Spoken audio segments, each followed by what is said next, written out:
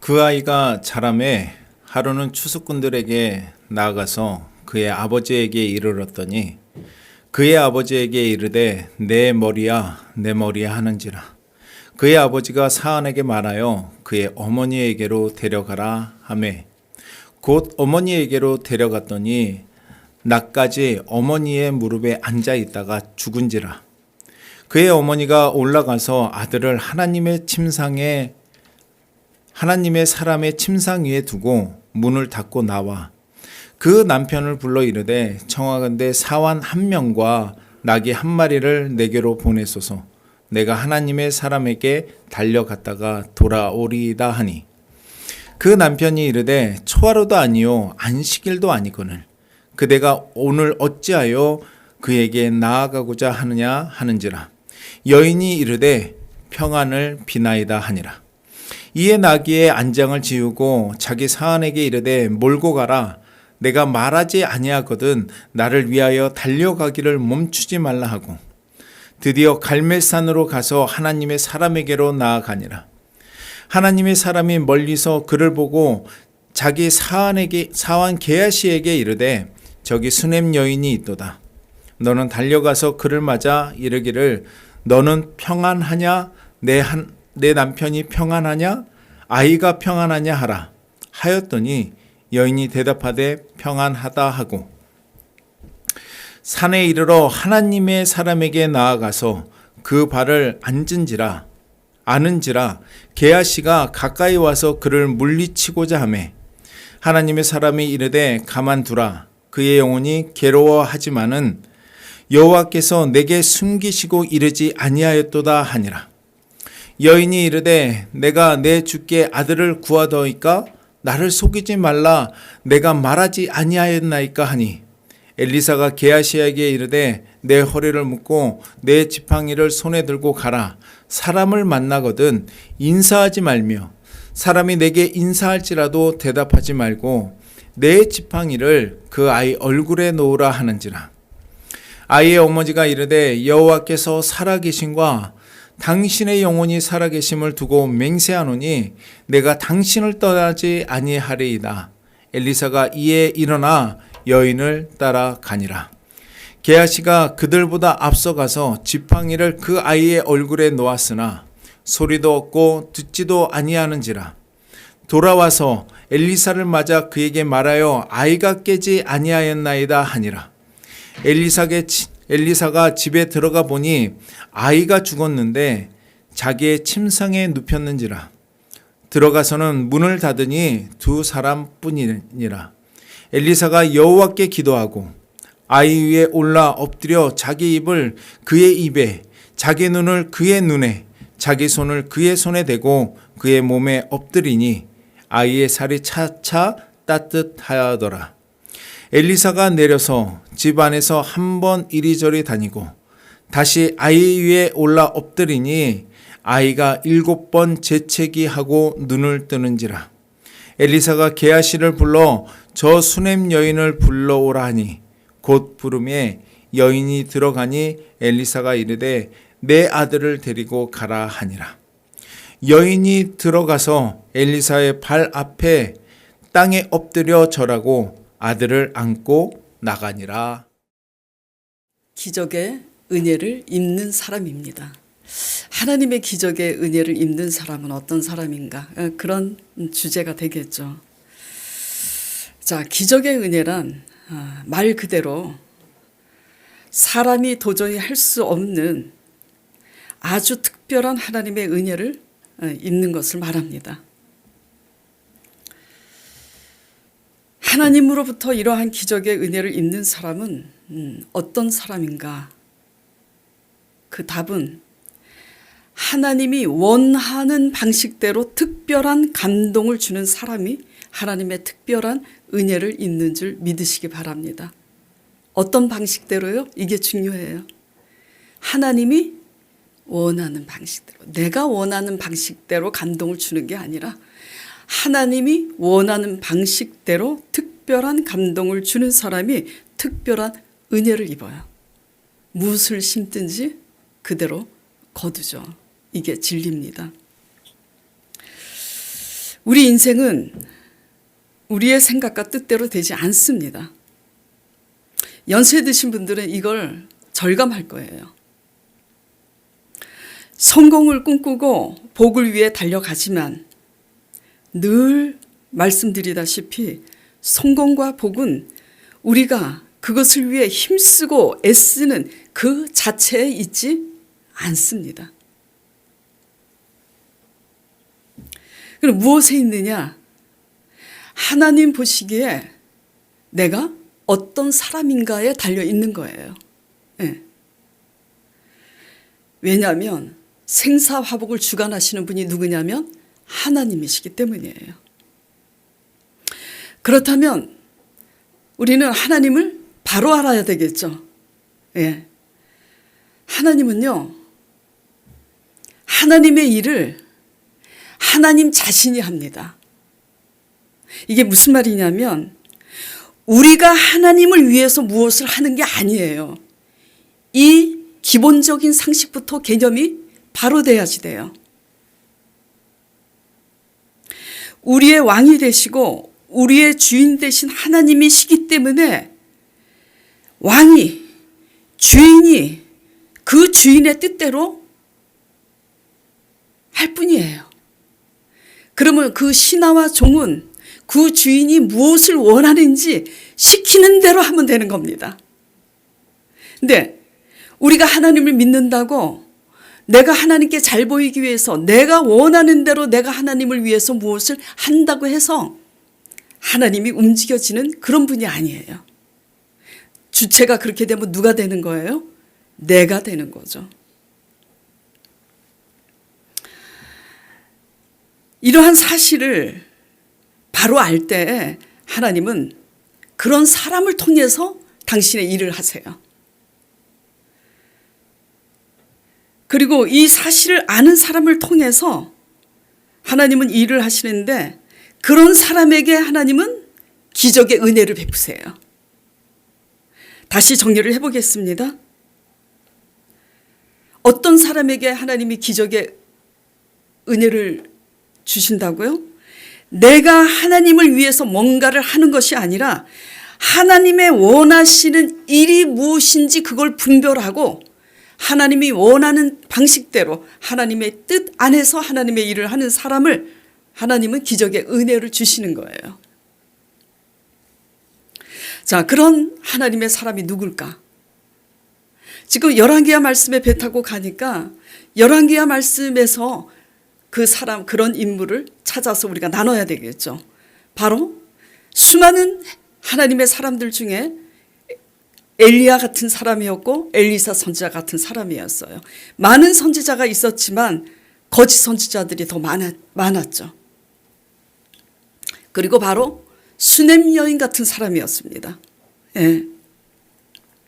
오늘 나누고자 한 말씀은 누구냐면 수넴 여인에 관한 이야기예요. 오늘 이 아들, 죽은 아들은 수넴 여인의 아들입니다. 지도자라면 엘리사처럼 하나님의 영향력을 미칠 수 있는 사람이어야 되겠고 하나님의 백성이라면 수넴 여인 같은 사람이어야 하나님의 기적의 은혜가 임하는 줄 믿으시기 바랍니다.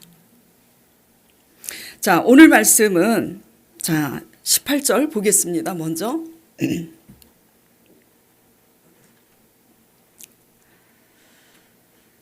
그 아이가 자라매 그랬어요. 아들인데요. 누구 아들이냐? 수넴 여인의 아들이에요. 그런데 본문이 너무 길어서 우리 강 목사님이 읽을 때 기절할까 봐 제가 18절부터 본문을 잡았지만 이 아들이 어떻게 생긴 아들인지를 알게 돼야 수넴 여인이 어떤 사람인지를 알게 됩니다. 그래서 이 아이가 어떻게 생겼는지 4장 부터 다시 보도록 하겠습니다. 일단 4장 8절에 보면요. 4장 8절에 이제 보면 하루는 엘리사가 수넴에 이르니 그랬어요. 수넴은 이스라엘 북쪽에 있는 마을입니다. 그러니까 마을 이름이에요. 그 여인의 이름이 아니라 그 이스라엘 북쪽 마을 수넴 마을에 사는 그 한 여인의 얘기인데, 하루는 엘리사가 수넴에 이르렀더니 거기에 한 귀한 여인이, 여기에 귀한 여인이라는 뜻은 그 부유하다, 경제적으로 사는 것이 참 부유하다, 그런 얘기예요. 한 귀한 여인이 그를 강권하여서 음식을 먹게 하였으므로 엘리사가 그곳을 지날 때마다 음식을 먹으러 그 여인의 집에 들어갔더라 그래요. 자, 여기에서 그 여인이 어떤 여인인 가를 이제 알 수 있냐면, 첫째, 수넴 여인은 하나님께 주밀한 사람이었어요. 계속 이어지는 부연 설명에서 수넴 여인은 이러니까 하나님께 주밀했던 사람이었구나를 여러분들이 이해할 수 있을 겁니다. 계속 설명을 드리면, 자, 이게요, 그냥 아무 생각 없이 그냥 읽으면 이게 무슨 하나님께 주밀했다고 볼 수 있나 하겠지만은, 자, 그곳을 지날 때마다 엘리사 선지자를 강권하여 식사를 하시고 가라고 강권했다는 거예요. 지날 때마다. 어떻게 이 여인이 엘리사 선지자가 그 시간에 지나는지 알았을까요? 관심이죠. 내가 누구의 관심이 있느냐에 따라서 그 사람에게 일거수일투족 몰입이 돼 있잖아요. 언제 지나가나. 언제 지나가나.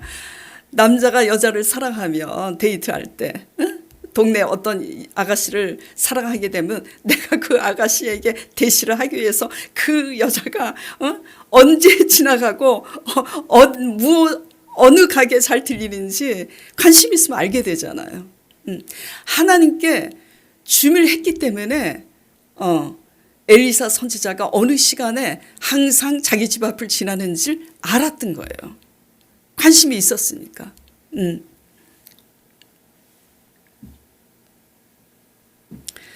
그만큼 그녀는 엘리사 선지자에게 관심이 주밀했어요. 왜? 하나님께 주밀했기 때문에 그 사람이 어떤 사람인 줄을 분별했습니다. 4장 9절에 이제 보겠습니다. 9절에 그 여인이 그의 남편에게 이렇게 말합니다. 남편에게 이르되 항상 우리를 지나가는 이 사람은 뭐라고요? 하나님의 거룩한 사람인 줄 내가 아노니. 그 당시 엘리사 선지자 말고 가짜 선지자들 많았어요. 근데 여러분들이 잘못 생각하면 엘리사 선지자가 그렇게 능력을 행했으니까 하나님의 거룩한 사람인 줄 알았겠지 라고 생각하는 분들을 위해서 제가 말씀해 드릴게요. 이스라엘의 왕들이 그렇게 계속 바뀌고 많았지만 엘리사 선지자가 그 같은 하나님의 권능을 행했어도 엘리사를 그렇게 대접을 했습니까? 안 대접했어요. 그렇게 자기가 원하는 말을 해주지 않는 엘리야 선지자 엘리사를 미워했고 박해했죠. 또 신약으로 와서 이스라엘 백성들이 하나님에 대한 열심은 있었지만 하나님의 아들 예수 그리스도께서 오셔서 그렇게 명설교를 잘 하시고 그의 가르침에 놀라잖아요. 사람들이. 바리새인들과 서기관들의 가르침과 다르다고 놀래잖아요. 예수님께서 그 수많은 기적과 이적을 행했지만 예수님을 어떻게 대접해요? 잘 대접해요? 아니에요. 오히려 예수님은 십자가에 못 박힙니다. 이런 상황에 이 여인이 그 엘리사 선지자가 거룩한 하나님의 사람인 줄 알고 이렇게 남편에게 소개하고 그 엘리사 선지자를 들여서 식사를 강권해서 권하는 이 일은 하나님께 주밀하지 않으면 분별할 수 없는 일이라는 거예요. 납득이 가세요? 다시 말씀드리면 이스라엘 왕들처럼 그러지 않은 왕들도 있지만 왕이 그렇지 않았잖아요. 여호사밧 왕은 이렇게 가짜 선지자들 말고 그리고 진짜 물어봐야 될 하나님의 사람이 없냐. 의로운 왕들도 있었지만 대부분 왕들이 의롭지 않았잖아요. 우리가 우리 자신에게 집중해 있을 때는 분별력이 없습니다. 그걸 알아야지 돼요. 예. 저도 제가 실수를 할 때가 있어요. 영적으로 하나님의 목회자이기 때문에 제가 실수를 할 때 제 실수에 대해서 굉장히 예민합니다. 그리고 저 자신을 들여다보면 내가 왜 이런 실수를 했지? 저 자신에게 집중해 있을 때 실수를 하더라고요. 내 자신에게 집중해 있으면 내 선입견과 내 의를 가지고 내가 실수를 해요. 그러니까 말씀드리고자 하는 것은 우리 자신에게 집중해 있을 때는 분별력이 없어서 아무리 진리를 말하고 아무리 능력을 행해도 자신이 원하는 만큼만 보게 돼 있고 듣게 돼 있어요. 왕들이 그랬잖아요. 얼마나 많은 기적을 행했어요. 엘리야가. 그렇죠? 그런데도 끝까지 자기가 원하는 대로 하고 싶고 끝까지 자기가 원하는 소리 듣고 싶은 아하왕은 또 여러 이스라엘 왕들이 어떻게 됐어요? 엘리야를 거룩한 하나님의 사람으로 대접하지 않았습니다. 예. 그런 와중에 이 여인은 그들과 달랐죠. 왕보다도 나은 사람입니다. 이 여인은 자신에게 집중해 있지 않아요. 하나님께 주밀해 있기 때문에 하나님의 거룩한 사람을 분별하게 되는 줄 믿으시기 바랍니다. 이렇게 우리가 예배를 드리지만요, 성도들이 하나님께 집중하고 있지 못하고 우리 자신에게 집중하게 돼 있기 때문에 거짓 선지자, 저 사람이 진짜 하나님의 사람인지 아닌지를 분별 못하고 다 사기를 당하는 거예요. 아시겠어요? 예. 그러니까 남 탓을 할 필요가 없다라는 거죠. 하나님께 집중해 있는 자만 바로 보고 바로 듣게 되는 줄 믿으시기 바랍니다. 그렇기 때문에 우리는 어떤 열심을 내야 되냐면 하나님께 집중하는 훈련을 날마다 해야 돼요. 하나님께 집중하는 건 뭐에 집중해야 돼요? 하나님의 말씀에 집중하고 기도로서 내가 말씀을 집중해도요. 내가 그냥 내 중심적이면 말씀조차도 내 중심적으로 해석을 하게 돼 있어요. 그래서 말씀에 집중하면서도 내가 올바로 말씀을 보고 있는지 그래서 기도로서 성령을 의지해야 되는 거예요. 예. 자, 그래서 수넴 여인은 어떤 여인이었냐면 첫 번째 하나님께 주밀한 여인이었다. 그래서 누가 하나님의 사람인지를 분별할 수 있었다. 그런 얘기입니다. 예. 그렇기 때문에 우리가 우리 자신에게 집중하는 이거는요 일을 잘하는 거하고 별개의 문제예요. 일을 잘하는 거하고 일을 잘해도 나에게 집중되어 있는 사람이 있고 일을 잘 못해도 남에게 집중되어 있고 하나님께 집중되어 있는 사람이 있어요. 하나님께 집중해 있을 때만 우리가 올바른 분별력이 생긴다는 거 유념하시기 바랍니다. 자, 두 번째, 수넴 여인은 어떤 사람이었냐? 대가를 바라지 않고 섬기는 사람이었음을 알 수가 있어요. 자, 10절에 보겠습니다. 이제 먼저 대가를 바라지 않고 섬기는데 어떻게 엘리사 선지자를 섬겼는지 보겠습니다. 남편에게 그렇게 소개를 하고 이제 무엇을 요구하냐면 청하건대 우리가 그를 위하여 작은 방을 어디에다 두고 담 위에 만들고 새로 만든다는 거예요. 그리고 그 안에다가 그가 쉴 수 있는 잘 수 있는 침상과 책상과 의자와 촛대를 두사이다. 요즘처럼 뭐 LED 스탠드가 없는 시절이었기 때문에 촛대가 나오는 거예요. 의자와 촛대를 두사이다. 그가 우리에게 이르며 거기에 머물도록. 이거 절대 쉬운 일이 아닙니다. 저 사람이 하나님의 사람이라 분별했다고 해서 이렇게 실행을 하기는 쉽지 않아요. 방을 담 위에다 따로 하나 만든다는 거는 정말 쉽지 않아요. 그리고 세심한 배려를 하죠. 그 안에다가 그가 잘 수 있는 침상과 책상과 의자와 촛대를 다 구비해서 놓는다는 것은 아주 상당한 세심한 배려와 환대가 있는 거예요.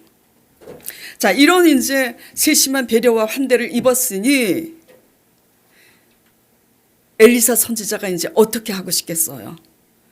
그 여인에게 복을 빌고 싶은 거죠. 그래서 그 여인을 부릅니다.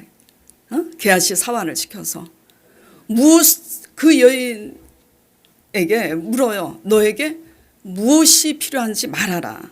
예. 자, 13절 보겠습니다. 엘리사가 자기 사환에게 이르되 너는 그에게 이르라. 너가 이같이 우리를 위하여 세심한 배려를 하는도다. 내가 너를 위하여 무엇을 하랴 물어요. 근데 여인의 대답이 뭐라고 하냐면 그냥 끝에만 얘기하겠습니다. 나는 내 백성 중에 거주하나이다.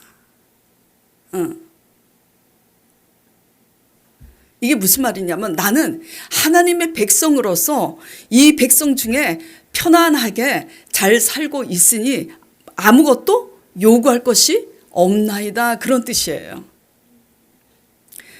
그러니까 그 여인이 지금 무엇을 지금 바래요?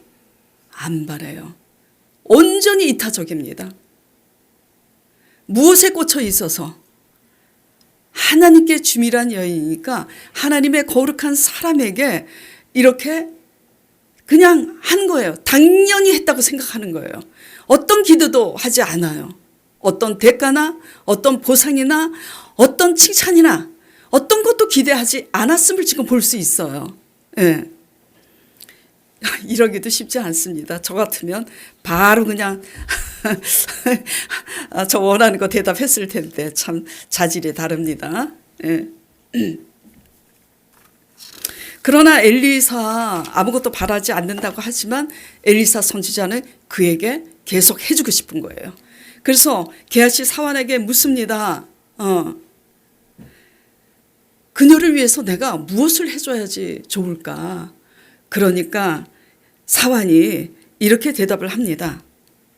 그 여인의 남편은 늙었는데 그녀에게 아이가 없다고.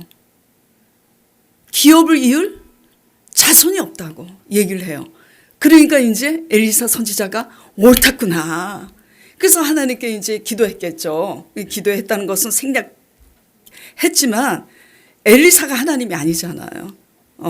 그래서 엘리사 선지자가 자신을 그렇게 환대하고 배려하는 그 여인을 위해서 하나님께 간절히 기도합니다. 아이가 없다 하니 아이를 주소서. 응답받은 거예요.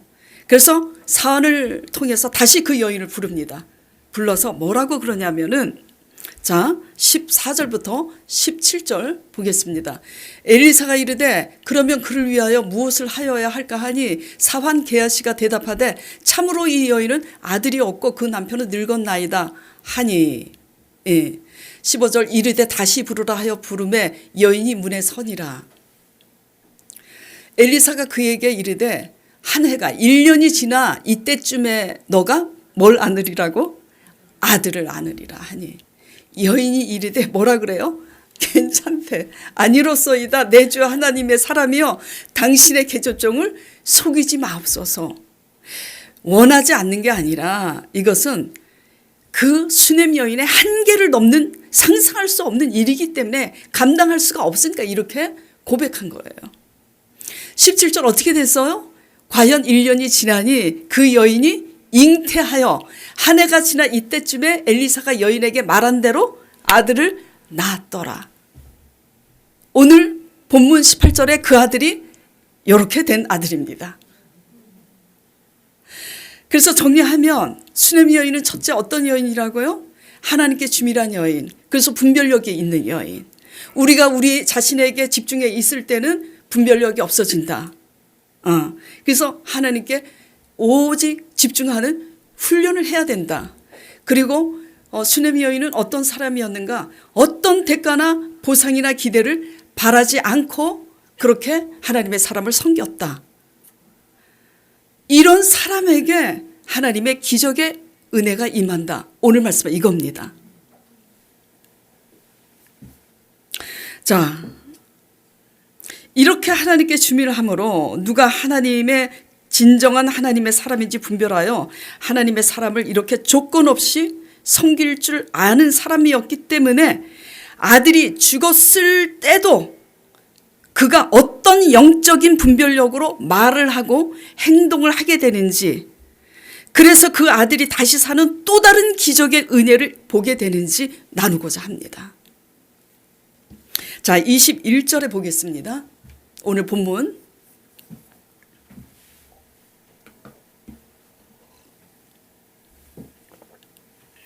자, 그 아들이 죽었다 그랬잖아요. 죽었는데 희한합니다.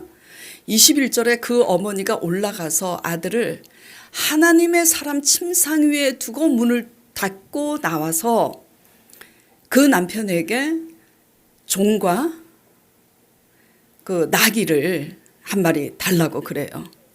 왜? 갈멜산에 지금 있는 엘리사 선지자에게 달려가기 위해서. 근데 봐요. 뭐가 이상한지 말씀을 미리 본 사람들 눈치채셨어요? 아들이 죽었는데 굳이 그 죽은 아들을 자기네 담 위에 방을 새로 만든 그 하나님의 사람의 방에 들어가서 그 침대 위에 올려놓고 가는 그런 번거로운 행동을 왜 하느냐 이거예요. 솔직히 본능적으로 어떻게 하게 될까요? 아들이 죽었으면. 그 아들을 생각지도 않은 귀한 아들을 그 엘리사 선지자가 주셨는 엘리사 선지자를 통해서 받게 되었는데 그 아들이 죽었으면 그 선지자 보고 살려달라고 하기 위해서 그 아들 방바닥에 그냥 자기 방바닥에 내려놓고 달려가기 바쁘죠. 그래요, 안 그래요? 그런데 이 여인이 엘리사의 그 방에 올라가서 그 침대 위에 그 아들을 놓는다는 이 행위는요, 어떤 행위일까? 한번 묵상해 보시기 바랍니다. 왜 엘리사 자기 남편 침상에 자기네 침대 위에 올려놓지 않고 왜 하나님의 사람 침대 위에 올려놨을까요? 그만큼 하나님의 사람 엘리야 선지자를 신뢰하기 때문이에요. 그 하나님의 거룩한 사람을 통해서 하나님의 능력이 임한다는 것을 알기 때문에 그 침대에 올려놓는 거예요. 그러니까 그 침대에 올려놓고 무엇을 비냐면 하나님의 평안을 비는 거예요. 우리 아들이 다시 살게 될 거라는 그 믿음의 소망을 가지고 그 침대 위에 올려놓는 거예요. 수많은 사람들이 베드로의 수건이라도 사도 바울의 손수건이라도 만지면 기적이 일어나겠구나 해서 만진 사람은, 그리고 예수님의 뒤에 가서 옷자락이라도 만지면 낫겠구나 하는 혈루증 여인이 치료받았잖아요. 영적인 세계는 그런 거예요. 그러니까 말씀드리고자 하는 것은 우리의 신앙이 육적이면 세상 사람과 같이 눈에 보이는 대로 행하는, 눈에 보이는 대로 생각하는 육적인 신앙이라면 내 죽은 아들 그냥 땅바닥에 내려놓고 달려가기 바쁘다 이거예요, 본능적으로. 그런데 영적인 사람이었기 때문에 하나님께 주밀한 사람이라 하나님의 사람이 누군지 알고 하나님의 사람을 통해서 하나님이 일하시는 줄 믿었기 때문에 그 침상에 올려놓고 가게 된 줄 믿으시기 바랍니다. 그러니까 이러한 고백도 나오는 거예요. 어떤 고백? 자, 23절 보겠습니다. 자, 그 남편이 이제 그렇게 하고 그 여인이 이렇게 청하니까 나귀 한 마리를 내게 보내고 사환을 이제 붙여달라고 하니 그 남편이 이렇게 말해요. 아니, 초하루도 아니고 안식일도 아닌데 그 내가 오늘 어찌하여 그 엘리사 선지자에게 나아가고자 하느냐 하는데 여인이 뭐라고 대답을 해요? 평안을 비나이다. 솔직히 이때도 다시 해석을 해볼게요. 육적인 신앙이면 어떻게 될까요? 아우, 이 사람이 지금 정신이 있어 없어? 내 아들이 죽었는데 지금 초하루가 문제고 안식일이 문제야? 뭔 소리 하고 있는 거야? 이렇게 하죠. 예. 근데 이 여인은 지금 뭐라고 하죠? 평안을 비나이다. 영적인 거예요. 하나님께 주밀한 신앙, 하나님께 주밀한 믿음에서만 나올 수 있는 고백인 줄 믿으시기 바랍니다.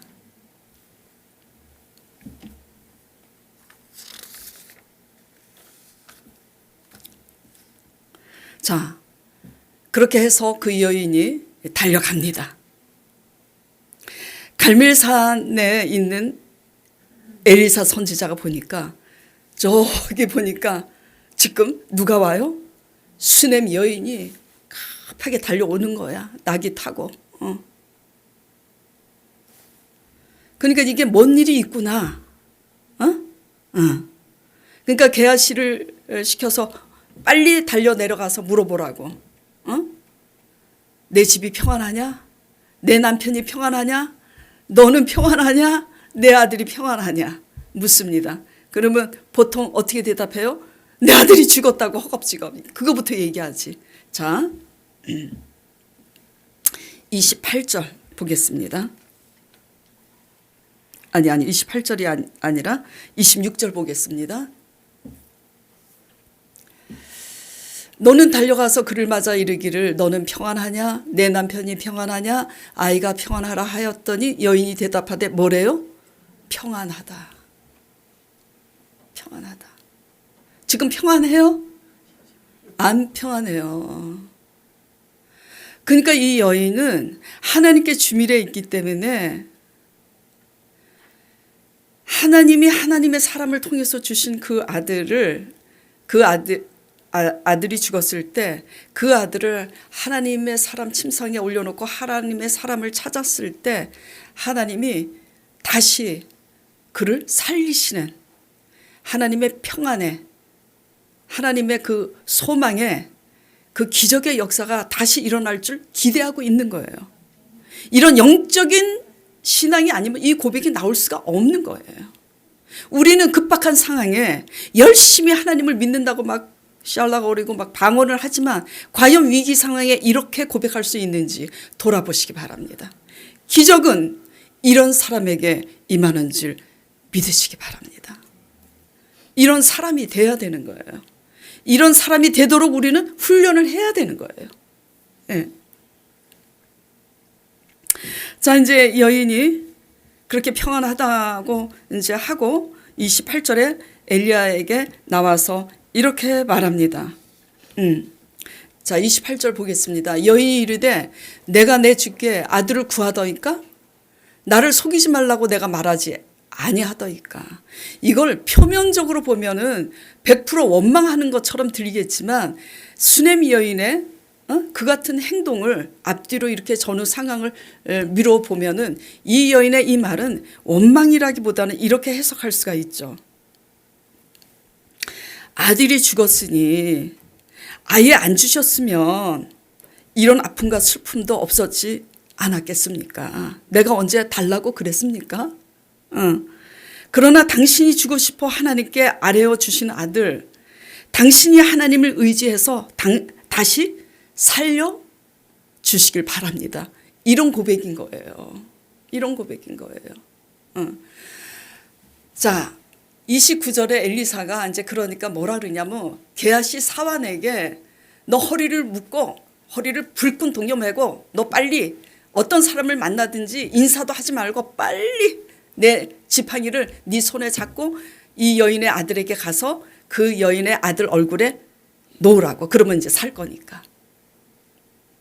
그런데 재미있는 것이 이 여인이 엘리사 선지자의 발 앞에 엎드려서 발목을 이제 잡는 그 말씀이 이제 몇 절에 나오는데 엘리사를 자꾸 늘어지고 가지 않습니다. 뭐라고 그러냐면은 자 30절에 아이의 어머니가 이르되 여호와께서 살아계신가 당신의 영혼이 살아계심을 두고 맹세하노니 내가 당신을 떠나지 아니하리이다. 응.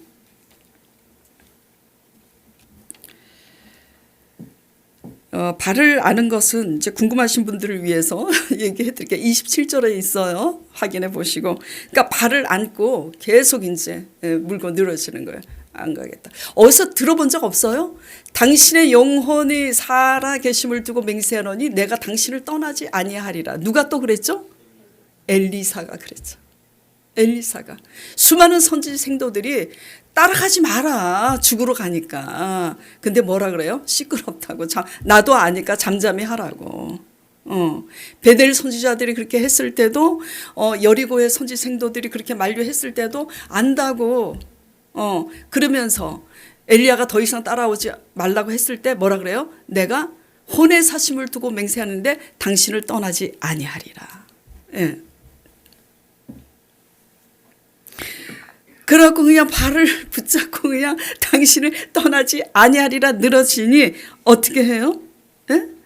엘리사가 이에 일어나서 함께 갑니다. 그렇죠? 엘리사가 이에 일어나 여인을 따라가니라. 자, 따라가서 보니까 가보니 어떻게 됐어요? 31절 보겠습니다. 게하시가 지팡이를 들고 가서 아이가 살았을까 과연? 게하시가 그들보다 앞서가서 지팡이를 그 아이의 얼굴에 놓았으나 소리도 없고 듣지도 아니하는지라 돌아와서 엘리사를 맞아 그에게 말하여 아이가 깨지 아니하였나이다. 그 여인이 엘리사의 발을 부둥켜 안고 내가 당신을 떠나지 아니하겠나이다 해서 엘리사 선지자가 그녀와 함께 왔으니 망정이지. 그렇죠?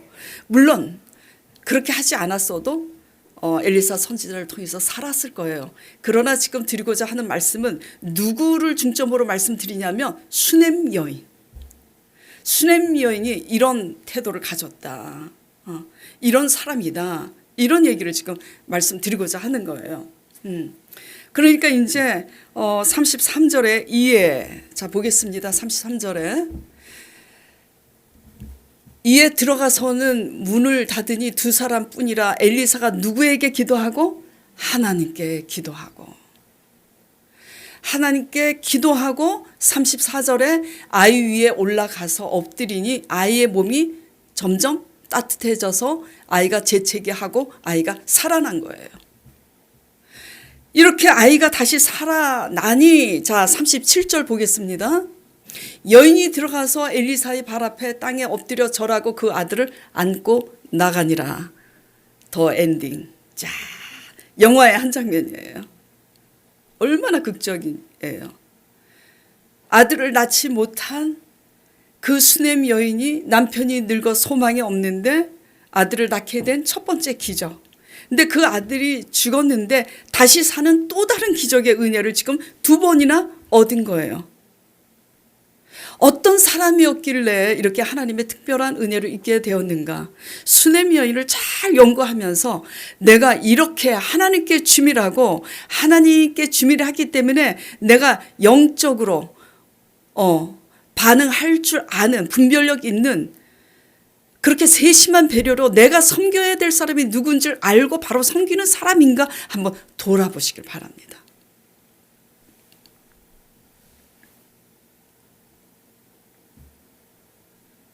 하나님만이 하실 수 있는 특별한 기적의 은혜를 두 번이나 받았어요. 그렇죠? 네. 자, 이 기적의 은혜 가운데서 그녀는 무엇을 깨달았을까요? 또 하나님은 이 수넴 여인을 통해서 우리에게 어떤 메시지를 전달하고 싶으셨을까? 한번 생각해 보시기 바랍니다. 죽음과 부활인 줄 믿으시기 바랍니다. 예. 기적의 은혜로 아들을 선물로 받았지만 그 아들이 죽게 되는 위기를 허락하신 하나님께서 그런 그녀에게 그 아들을 다시 살리시는 하나님의 구원을 경험하게 된 그녀는 하나님께 주밀해 있기 때문에 하나님은 죽은 자를 살리시는 구원의 하나님을 알게 됐잖아요. 그러니까 나도 또한 죽어도 살겠구나 하는 영생하는 믿음을 얻은 줄 믿으시기 바랍니다.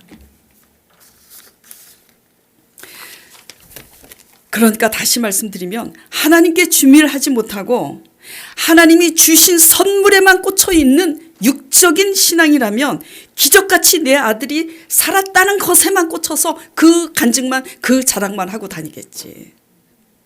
무슨 얘기인지 알아들으시죠? 예. 자, 7월 달에도 열왕기하 말씀을 보더라고요. 생명의 삶을 받았는데 열왕기하 7월에 계속 이제 하면 8장에 이제 그런 얘기가 나와요. 이스라엘의 불신앙으로 인한 징계로 그 땅에 기근을 내리실 때에 하나님은 엘리사 선지자를 통해서 수넴 여인에게 또 특별한 은혜를 베풉니다.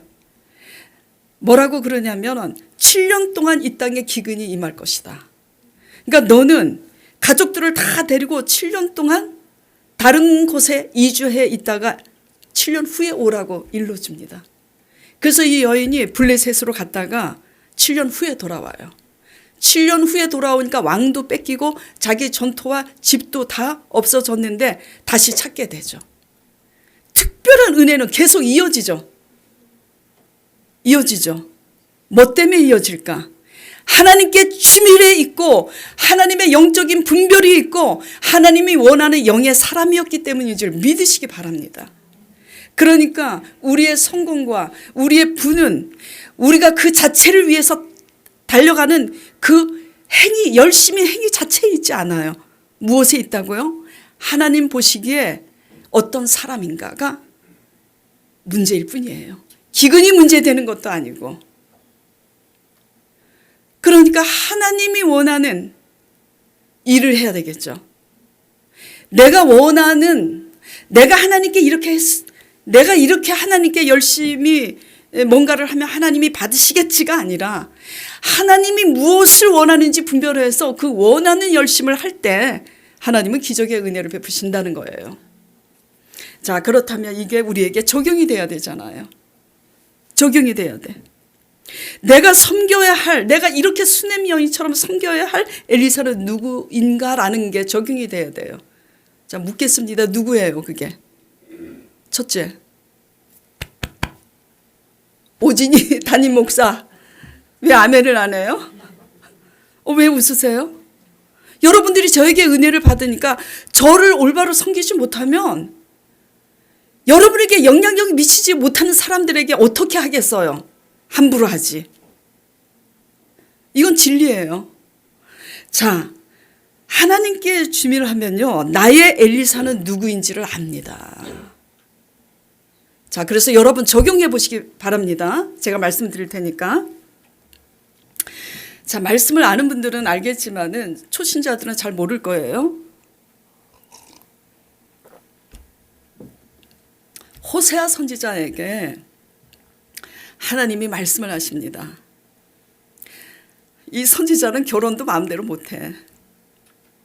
호세아 선지자에게 하나님이 뭐라고 명령하시냐면 너 고멜이라는 여인과 결혼해라고 말씀을 하세요. 자, 하나님의 사람 선지자에게 고멜이라는 여자와 결혼하라고 했으니까 생각해 보세요. 그 여인이 어떤 여인이었을 것 같아요? 참 훌륭한 여인이었을까? 아니에요. 아니에요. 그래서 고멜과 결혼을 합니다. 이 호세아 선지자가. 그녀가 아들과 딸을 낳아요. 셋을 놓는데 둘째, 셋째는 다 사생합니다. 무슨 얘기냐면 다른 남자에게서 난 아들이에요. 아들과 딸이에요. 그 두 자녀 사생아마저도 아빠가 다 달라. 무슨 얘기인지 알겠죠?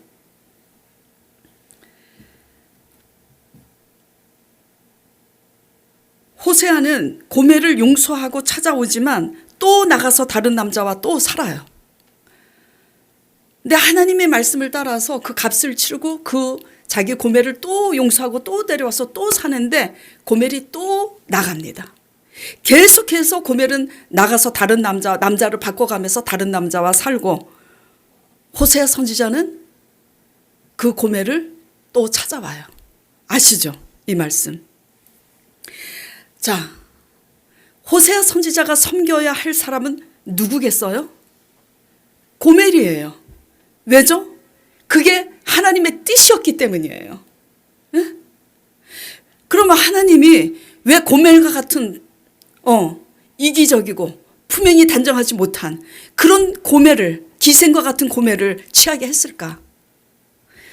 하나님은요, 고멜과 같은 여자를 아내로 맞게 하신 그 하나님의 의도와 섭리는 어디에 있냐면 고멜과 같은 아내를 맞았을 때만이 이스라엘과 같이 하나님을 날마다 배신하는 이스라엘 백성들을 하나님이 버리지 않고 끝까지 사랑하는지 그 하나님의 심정을 알라고 선지자에게 그렇게 명령한 거예요. 자, 그렇다면 우리가 적용해야 될 게 뭐죠? 영향력 있는 사람은 섬기기는 쉽지만 나에게 애물단지인 사람은 섬기기가 쉽지 않죠. 그게 시어머니가 될 수도 있고요. 며느리가 될 수도 있고요. 내 남편이 될 수도 있고요. 내 자식이 될 수도 있어요.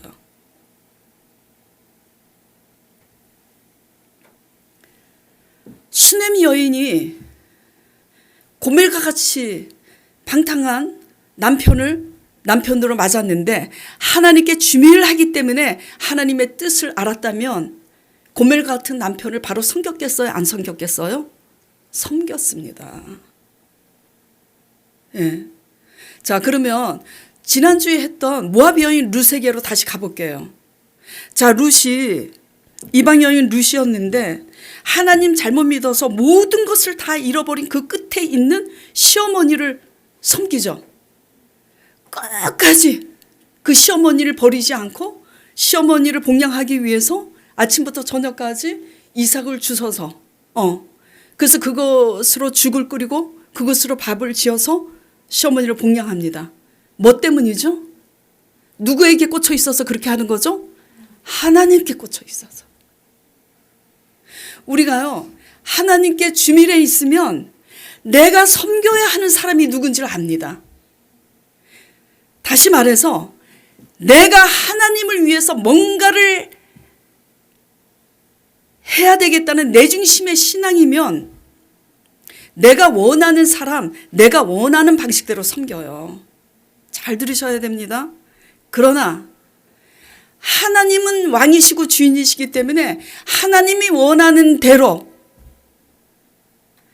하나님 스스로 하나님 자신의 일을 하신다는 그 하나님을 올바로 알고 있는 사람은 하나님께 적어도 주밀하게 꽂혀 있으면 내 뜻이 아니라도 내가 원하지 않아도 하나님이 내게 붙인 사람, 하나님이 이렇게 잘 섬기라고 붙인 하나님의 사람이 바로 누군지를 분별한다는 얘기입니다. 아시겠어요? 예. 예.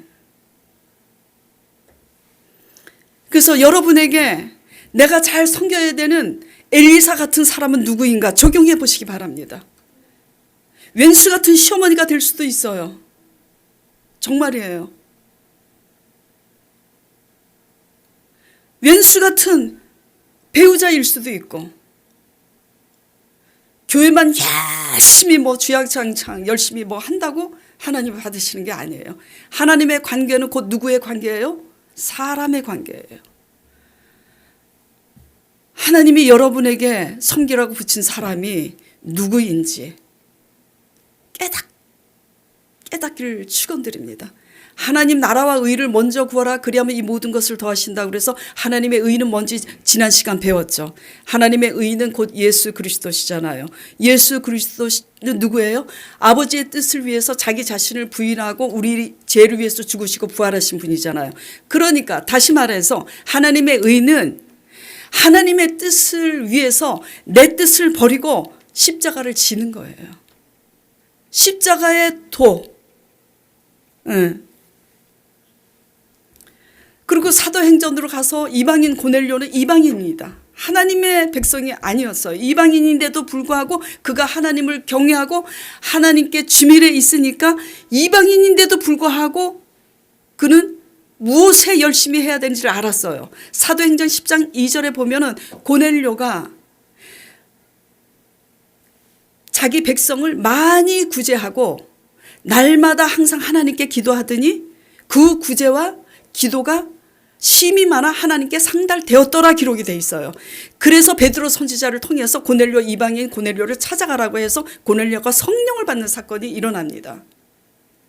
무슨 말씀 드리려고 지금 고넬료 얘기하고 모압 여인 룻 얘기하고 지금 호세 선지자 얘기하는 줄 아시죠? 하나님께 주밀해 있으면 내가 섬겨야 될 사람이 누군지를 아는 거예요. 고넬료가 비록 이방인이라 할지라도 그래서 예루살렘 성전에 날마다 모이는 사람이 아니라 할지라도 하나님의 뜻에 주밀하니까 내가 뭘 해야 되는지를 아는 거야. 내가 뭘 해야 돼? 내 있는 것으로 가난한 사람 구제해야 되는 거를 아는 거예요. 내가 섬겨야 될 사람이 누군가를 아는 거예요. 자, 여러분 직장 다니는 때 직장의 왼수가 바로 하나님이 섬기라고 붙인 사람일 수 있다는 거 명심하시기 바랍니다. 예. 하나님은 하나님의 일을 하나님 자신이 합니다. 우리가 하나님을 위해서 뭔가 하는 게 아니라. 예. 그걸 명심하시기 바랍니다. 그래서 하나님의 기적의 은혜를 입는 사람은 오직 하나님께 주밀하여 하나님의 뜻을 분별하고 내가 섬겨야 될 사람이 누군지를 분별하고 그가 비록 내 마음에 들지 않는 사람이라 할지라도 세심한 배려와 환대로 섬길 때 하나님의 놀라운 기적의 은혜가 임하는 줄 믿으시기 바랍니다. 사랑하는 자만 사랑하면 무슨 상이 있으리요 이방인들도 그와 같이 하느니라.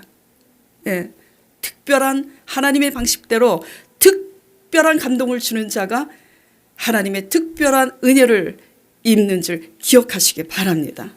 예.